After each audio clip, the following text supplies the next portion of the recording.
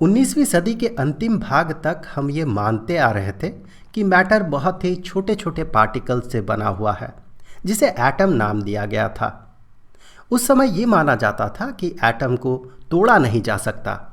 वैसे एटम शब्द ग्रीक शब्द एटोमोस से आया है, जिसका मतलब ही है जिसे तोड़ा नहीं जा सकता।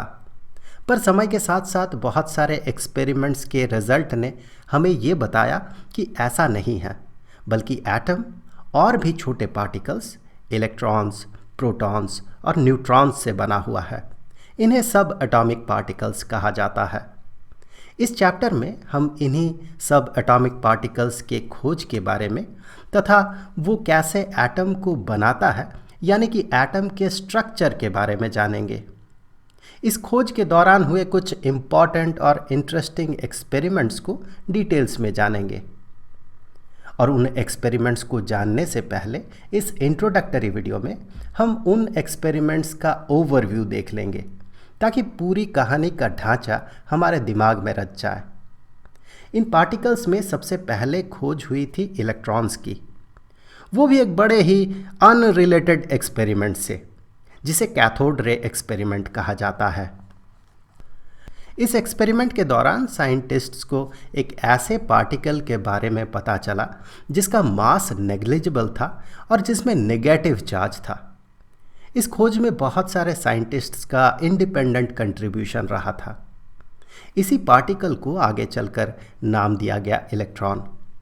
इसके खोज में एक बहुत ही इम्पॉर्टेंट नाम है जे थॉमसन का, जिन्होंने इलेक्ट्रॉन का चार्ज और मास का रेशियो पता किया था, जिसे ये पता चला था कि इलेक्ट्रॉन चाहे किसी भी सब्सटेंस से निकला हो, उसका चार्ज और मास का रेशियो फिक्स्ड होगा। इसे ये समझा जा सका कि इलेक्ट्रॉन एटम का एक फंडामेंटल कंस्टिट्यूएंट पार्टिकल है। पर एटम तो इलेक्ट्रिकली न्यूट्रल होता है और इलेक्ट्रॉन नेगेटिवली चार्ज्ड। ऐसा सोचकर थॉमसन ने ये प्रपोज किया कि एटम के पूरे स्पेस में पॉजिटिव चार्ज रहता है और उसके ऊपर एम्बेडेड होता है सेम अमाउंट के चार्ज के इलेक्ट्रॉन्स। इस मॉडल को थॉमसन का प्लम पुडिंग मॉडल कहा गया। थॉमसन के इस प्रपोजल को वेरीफाई करने के लिए उनके एक स्टूडेंट अर्नेस्ट रदरफोर्ड ने हांस गेइगर और अर्नेस्ट मार्स्टन से एक एक्सपेरिमेंट करवाया। उसमें गोल्ड फॉयल पर अल्फा पार्टिकल यानी कि हीलियम न्यूक्लियस बम्बार्ड करवाया गया और ये पाया गया कि ज़्यादातर अल्फा पार्टिकल्स बिना डेविएटेड हुए गोल्ड फॉयल से पार हो रहा था। बहुत ही कम अमाउंट में अल्फा पार्टिकल्स डेविएटेड हो रहा था। अगर पूरे एटम में पॉजिटिव चार्ज रहे तो लगभग सारे अल्फा पार्टिकल्स को रिफ्लेक्टेड हो जाना चाहिए था, क्योंकि अल्फा पार्टिकल्स भी पॉजिटिवली चार्ज्ड होता है और दो पॉजिटिव चार्ज के बीच इलेक्ट्रोस्टैटिक रिपल्सिव फोर्स काम करता है। बस यही सोचकर उन्होंने ये प्रपोज किया कि एटम का पॉजिटिव चार्ज और ज़्यादातर मास एटम के सेंटर में एक छोटे से हिस्से में कंसंट्रेटेड रहता है और इलेक्ट्रॉन्स उसके चारों तरफ ऑर्बिट में रिवॉल्व करता है। यही रदरफोर्ड एटॉमिक मॉडल के नाम से जाना जाता है। इसी दौरान कहीं और एक बहुत ही अनरिलेटेड खोज हो रहा था।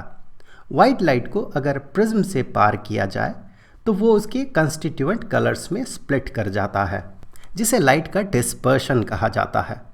अगर इसी वाइट लाइट को किसी गैस या ट्रांसपेरेंट ऑब्जेक्ट से पार करवाने के बाद प्रिज्म से पार करवाया जाए तो इस स्पेक्ट्रम में कुछ डार्क लाइन्स दिखता है।